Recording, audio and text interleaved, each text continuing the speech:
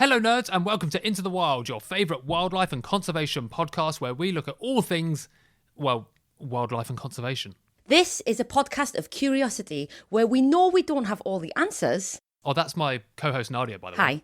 But it doesn't really matter because we're here to learn and crucially listen to those who are affected by and closest to the issues that we as conservationists tend to pick over from our comfy living rooms. So strap yourselves in, open up your luggles, grab a brew and join us as we geek out over nature, share our love for wildlife, rarely take ourselves seriously, all whilst learning. Oh, and we sometimes swear.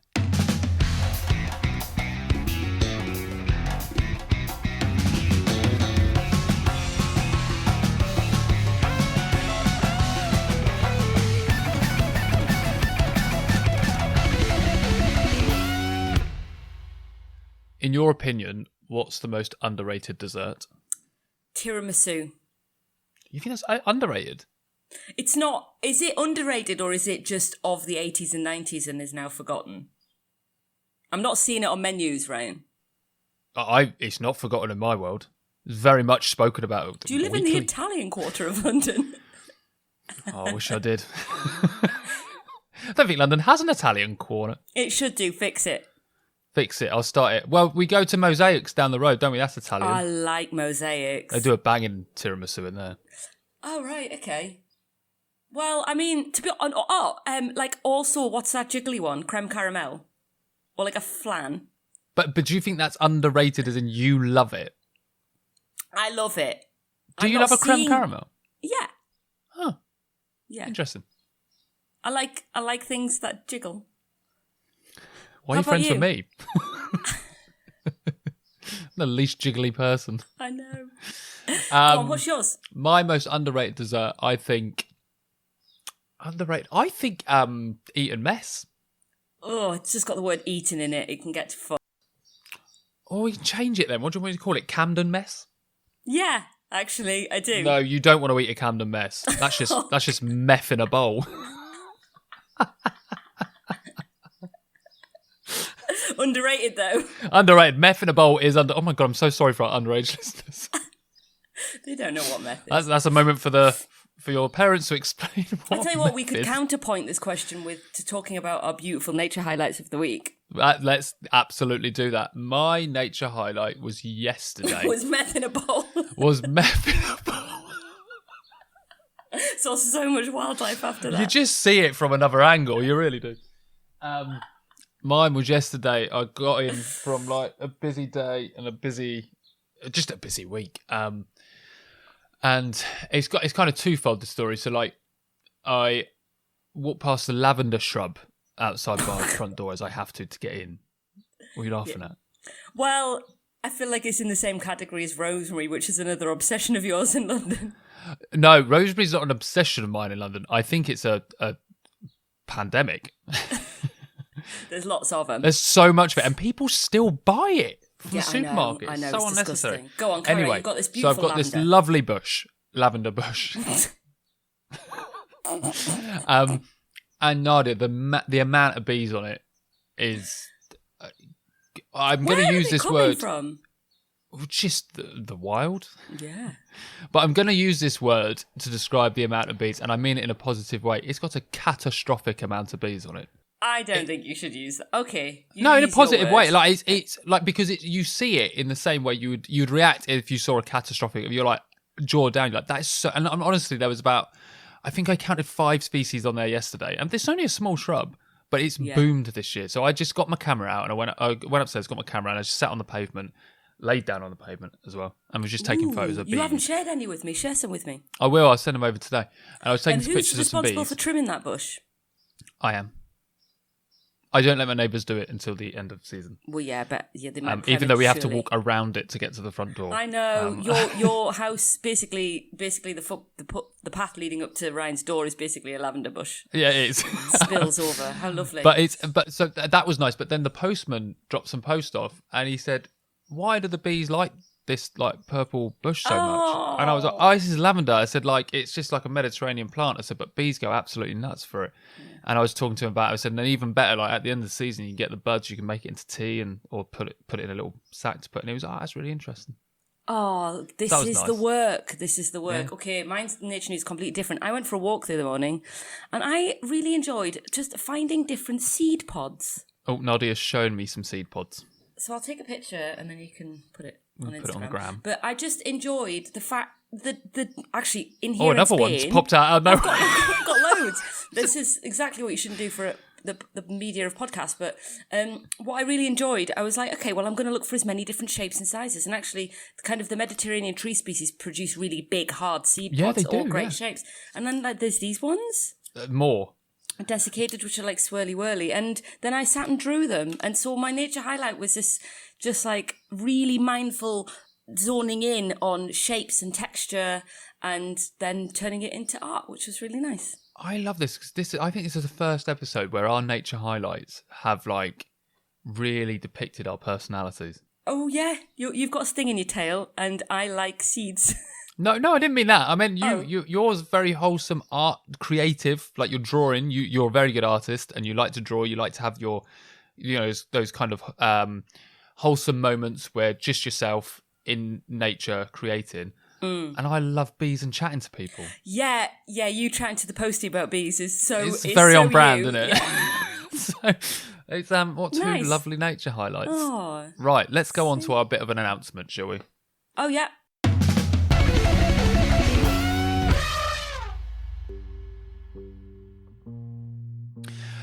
So nerds, we've been doing this now. How 6 months? Is it 20?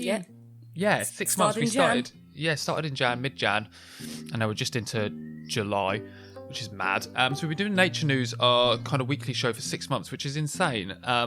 But it's been so enjoyable, and the amount of stories we shared. We said at the beginning. Do you remember? We thought this was going to be hard. We were like, how are we going to find news? Yeah, it turns out there's a lot going on. We've actually struggled. The bad and the ugly. And then the ugly. But it's we've really enjoyed doing this, like kind of sharing the stories, because like Nadia and I always say, we're not here to kind of like give you the answers and to the solutions, even though we have our own opinions on what direction that might need to go in sometimes. But what we do really enjoy is sharing the bizarre stories, the funny stories, but also the quite positive stories of solution-based things around the world, and also the sad and the not so great and the issues. It's just really nice to have that discussion, talk about it, and hopefully, nerds, give you that little thing to ponder about and see how you feel about stuff. 6 months is a long time. We said it on last week's episode, but Nadia and I, after this one, so this is week 22, we're going to take about a 6-week break. We're going to take the rest of July, or actually basically 2 months, I guess. The rest of July and August, we're going to take off. We're going to recharge. We're going to get to work on some things. We got some exciting new things coming up for Into the Wild. And our own kind of other nature-based work is all kicking off. And summer's just a nice time, I think, as the same as winter. I'm sure Nadia will agree with this, to just kind of rest. I think so. Do you know what? The Mediterranean life, take a siesta for a I'll little bit. stay here for longer. You really will in Spain. So yeah, we're going to take that little bit of time off. We will be releasing a few bonus episodes in that time because we're at Global Bird Fair next week to record some live panel discussions and to also record Nature Room 101 live, which will be super exciting, and that will be coming out in that 2-month break. And I'm sure we'll do 1 or 2 other bonus episodes. But our weekly Nature News will be returning in September. And on that, like back to school, perfect timing. Anyway, nerds, let's jump into Nature News Week 22. Strap yourselves in. We've got some news stories for you. Let's go.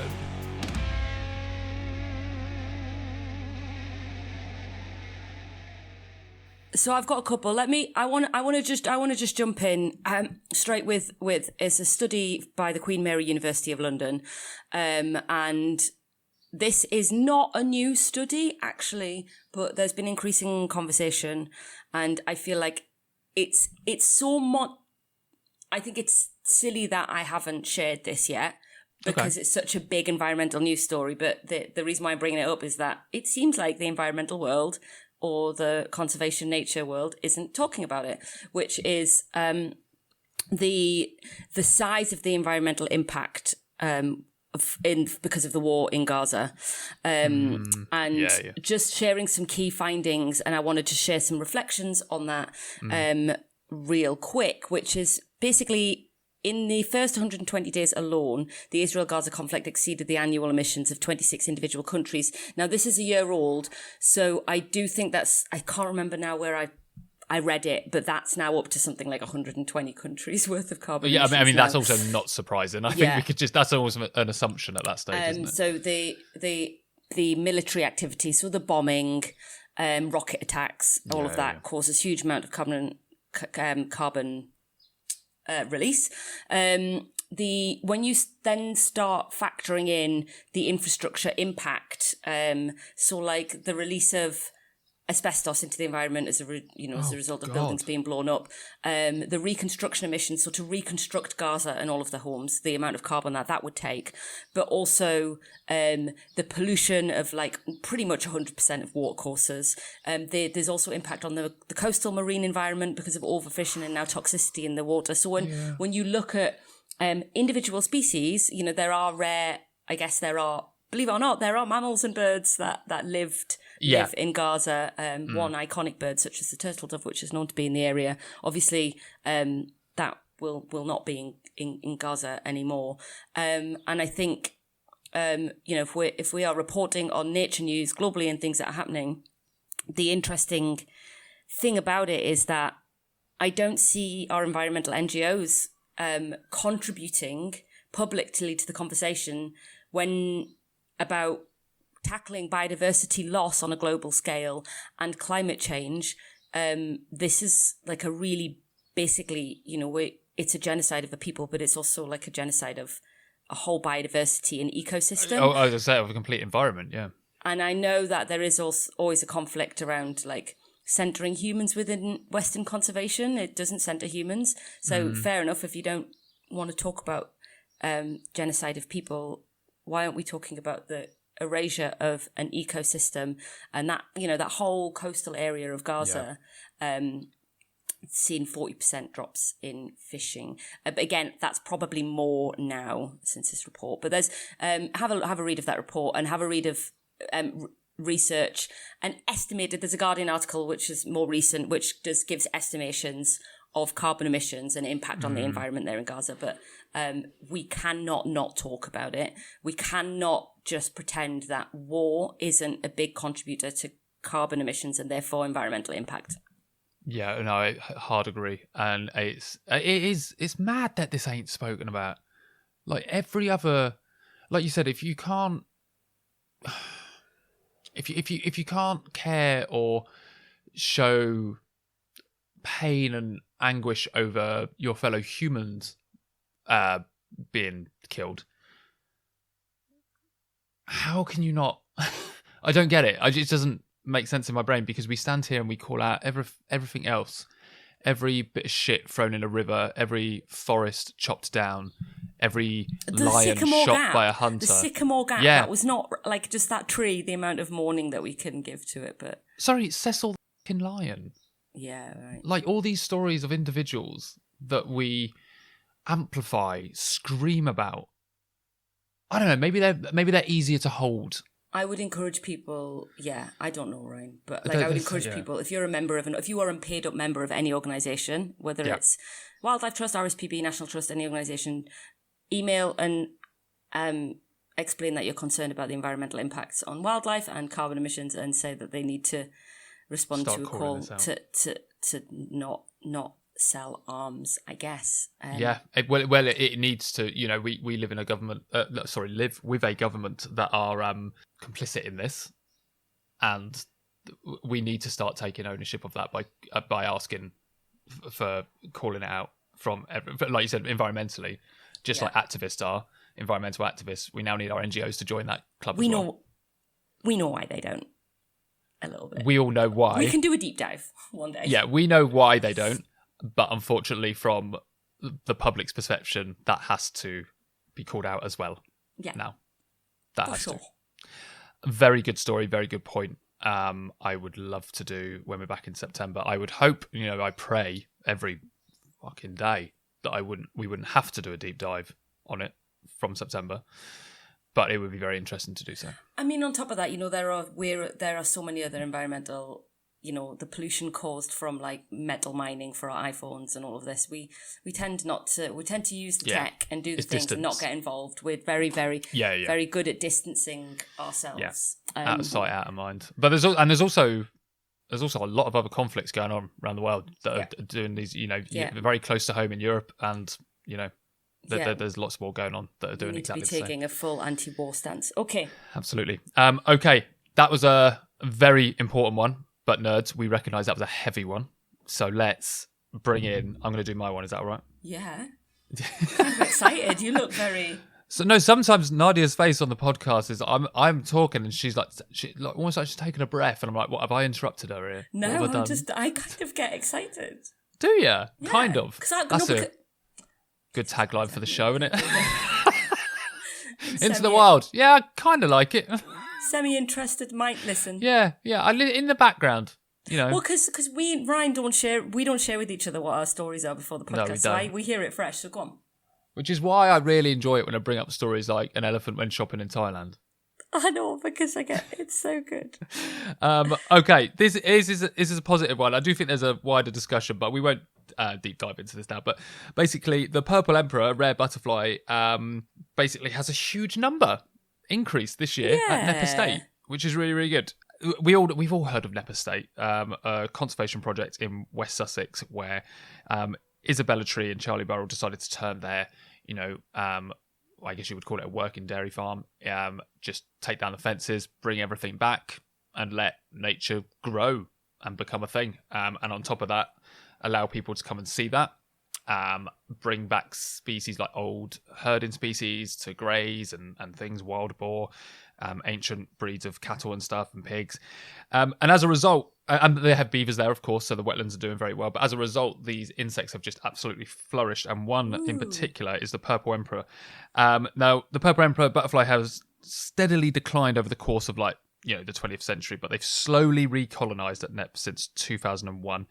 And this year, on the 1st of July alone, just on this one day, they've recorded 283 purple emperors. Oh my God, infestation. It's a problem now. No, wow. which is absolutely awesome. So Neil Hume, which is a Nep's Purple Emperor expert, what a job, emphasised that butterfly populations do experience fluctuations rather than steady growth year on year. But he did say that top quality rewild landscape has allowed the purple emperor to flourish. In particular, he said Nep's mosaic of sallow scrub provided crucial location for female emperors to lay their eggs. So it's that kind of you need that mosaic of habitat, not just that one type, which is awesome as well. But he said it's not just the purple emperors that are doing well here. There's quite a lot of other butterflies and insects that are also doing very, very well in amongst this. But I think it's really nice. Have you seen a purple emperor before? I have. I did. I saw one on Hampstead Heath. Stonk, have you? Yeah, it was right on a bit of dog shit. Yeah, they love shit. They love it. It was a female one. It was gorgeous. Absolutely massive. Gorgeous. Have you been to Nep? No, never. Oh, Ryan, I'd love to take you to Nep. I know. Isabel's invited me. Said, you've got to come down when I interviewed her on here. She went, you've got to come. Down. So, I need to go. I need to sort that out. Maybe I'll do that this year. I reckon probably at this time of year as well would be good. Yeah, I reckon so. I mean, just clearly, 1st of July is the day to go, isn't it? Purple Emperors. That is such lovely So it's really news. lovely. And I do you know what? It's a good story. It's a good story for Nep Estate and for the species and for science to prove what's needed to bring these species or let these species kind of thrive. I really hope there's other patches around the UK or around England. There's some great places in Warwickshire. Is there? Yeah, but I mean, there are pockets of places that are good for butterflies, but it's not across the board. It does take. Yeah. They lose, if you lose the habitat, that's it. They can go. You can just wipe them out. Exactly. So I would love to see. I'd love to see more headlines like this, and love to see more species boom this year. Although it has been a good year for insects around this way. I'm not sure about. Well, you've been travelling a lot. Well, to be honest with you, I tell you about insects. I had my morning swim this morning in the pool. I can see your hair's still wet. The surface of the pool was covered in flying ants. I think I've eaten about 100. I think I've eaten so many You've broken your veganism. Anyway, on that note, when we go to Nep, let's have a Nep steak together. A Nep steak. Yeah, I'm up for that. I'd eat that beef. Oh. You know, as a vegan, I'd eat that beef. I'm telling you. Hey, we need to come up with a new name for my veganism. Okay, right. My story then. Right. Yes, Seeing as go you've done that, I'm going to give you a butterfly story as well. Oh, are you actually? Yeah. Double butt episode, everybody. This is a lovely story that made me. I tell you what, I'm about to start my period any day now, and I am crying at everything. I cried this morning when I rescued a particularly large flying ant from the swimming pool, and it didn't survive, and then a sparrow ate it. I think out of every nature podcast in the UK, I think we're the only two that don't mind getting really personal on the show. Really? I think so. I love it. I hope the nerds like it. We share. Do we? Yeah, God. we do. I feel like I'm still keeping stuff back. All right, okay. You're like, right. Oh, are we? I'm being reserved. Okay, well, let me tell you about this growth. Anyway. Did you get that bunion sorted? That's not. I think a bunion's a perfectly acceptable, public, palatable tidbit. I don't have one anyway. Poetically put. Right, okay, so this is a lovely butterfly story that made me just cry for so many reasons. And this is a story in the US of some women who are incarcerated, are part of a project, like a prison project. Did you see this? Yes, I nearly picked this one. Oh, really? Great. Okay. Yeah. So they're raising endangered butterfly larvae from prison to reconnect. The quote is they reconnect with their own brilliance. And this is, there's a really rare butterfly called Taylor's check spot. Probably a white man named it. Probably wasn't an original indigenous name for that butterfly. It's native to the Pacific Northwest, which is one of my favourite places I've ever been to in the world. So this is a project where women from can't remember, Mission Creek Correctional Facility, harvest the eggs from the butterflies and oversee the growth of larvae before being released into the wild where they'll turn into adults. Typical story, habitat loss means is that the butterfly numbers go down, so there is this conservation effort to support them. And actually, butterflies are one of those ones that if you just do a little bit of like habitat restoration, they can bounce back, as we've seen at NEP. And I think it's such a beautiful story because, personally, I'm really passionate about, I guess, dismantling the prison system that we have, in the UK. It's really not about caring for the human and helping their soul kind of like grieve and come to terms with what they might have done. It's not basically about rehabilitation. The United States has the biggest incarceration numbers in the world, with 1.8 million people incarcerated in federal prisons. It's the highest incarceration rate in the world. And land of the free. God almighty. Oh, it's so sad that, and actually, the main picture that you see for incarceration is it's not rehabilitation. It's caging people up.